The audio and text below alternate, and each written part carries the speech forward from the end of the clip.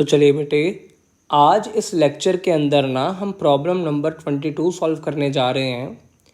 ये क्वेश्चन बेटे आईआईटी में आया हुआ सवाल है, 2018 का सवाल है। सवाल क्या था कि कॉम्बिनेशन, तो ये कोलिजन, कोएफिशिएंट ऑफ रेस्टिट्यूशन और लीनियर एसएचएम मिला के सवाल है। क्वेश्चन है बेटे, ये तेरे पास ना 1 kg का मास है जो 2 मीटर पर सेकेंड से ना राइट पे जा रहा था, और ये जो नीचे वाला सरफेस है ये स्मूथ है, ये इसको जाके टकराया 2 किलो वाले को, और बोला गया कि ये 2 किलो वाला, देखो पहली बात की कोलिजन हुई इलास्टिक। अब जब ये टकराए 2 किलो वाला इधर गया, फिर घूम के वापस इधर आया, यानी कि ये अपनी एक्सट्रीम पे गया, एक्सट्रीम से घूम के वापस मीन पोजीशन पे आया। और जब ये मीन पोजीशन पे आया उस दौरान 1 kg और 2 kg वाले के बीच सेपरेशन बताओ। खैर बेटे, क्वेश्चन बहुत आसान है। पहले एक चीज समझना, जब ये 1 kg वाला और 2 kg वाला टकराएंगे, एक चीज समझना, मैं अगर इस सिस्टम की बात करूं ना, जस्ट बिफोर, समझ रहा है ना, एंड जस्ट आफ्टर टकराना, वो just before and just after कहानी समझना। जस्ट बिफोर देख स्प्रिंग अपनी नेचुरल लेंथ में था, जस्ट आफ्टर स्प्रिंग अभी भी अपनी नेचुरल लेंथ है, वो बहुत थोड़ा टाइम अभी भी अपनी नेचुरल लेंथ में है। तो इन दोनों के ऊपर हॉरिजॉन्टल डायरेक्शन में नेट फोर्स जीरो थी, और अगर नेट फोर्स जीरो थी, मैं बोल सकता हूं ये तो आ गया इनिशियल केस। फाइनली मैं क्या मानता हूं, ये जो 1 kg वाला है ना, ये टकरा के लेफ्ट में मुड़ गया वेलोसिटी v1 के साथ, और ये जो 2 kg वाला है जस्ट आफ्टर टकराना ये v2 के साथ मुड़ गया टुवर्ड्स राइट।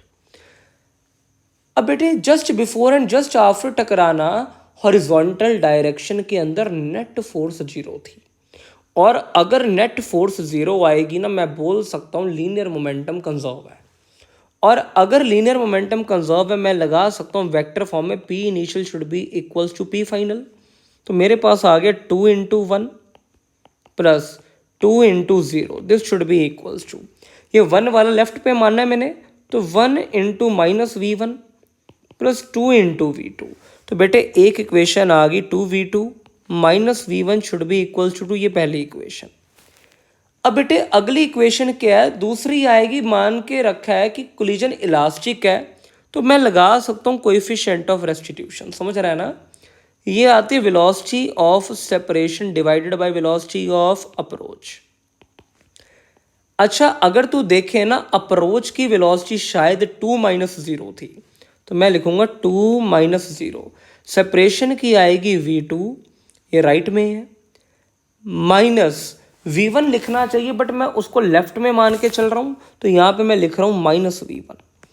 ये बन गया बेटे v1 + v2/2 should be equal to, क्योंकि कोलिजन परफेक्टली इलास्टिक है, मैंने 1 ले लिया।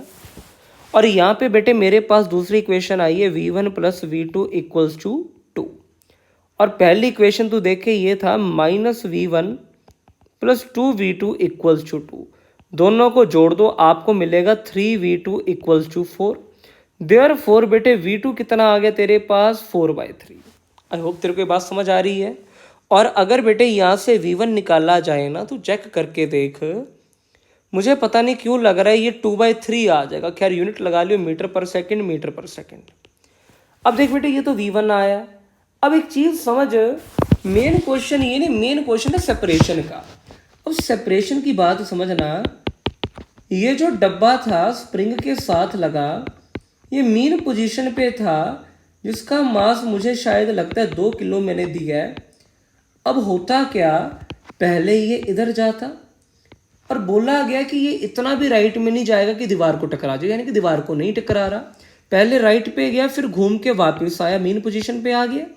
ऐसा करने में शायद मुझे लगता है इसको टाइम, टोटल टाइम पीरियड का आधा लगेगा।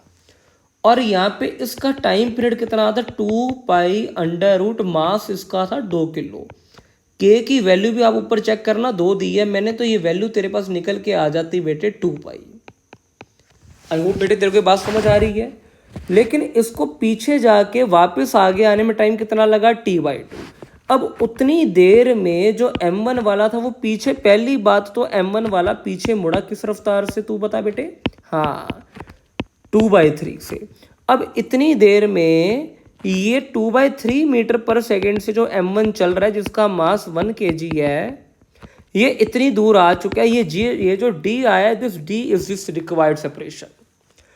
ये d जो आई है रिक्वायर्ड सेपरेशन, और d की वैल्यू क्या आनी चाहिए? देख बेटे, स्पीड होती है डिस्टेंस बाय टाइम, तो डिस्टेंस आएगा स्पीड इनटू टाइम। स्पीड को मैं लिख रहा हूँ 2/3, टाइम कितना आएगा बेटे? t/2, यानी कि 2/3, t आ गया आपके पास 2π डिवाइडेड बाई 2, ये 2 कट जाएंगे, ये बचेगा बेटे 2/3 ऑफ पाई। आप इसको सॉल्व करना, अप्रोक्सीमेटली आंसर 2.09 सेकेंड आ जाएगा। IIT कुछ खास चीज़ नहीं पूछेगा, वो बेसिक कंसेप्ट ही पूछेगा।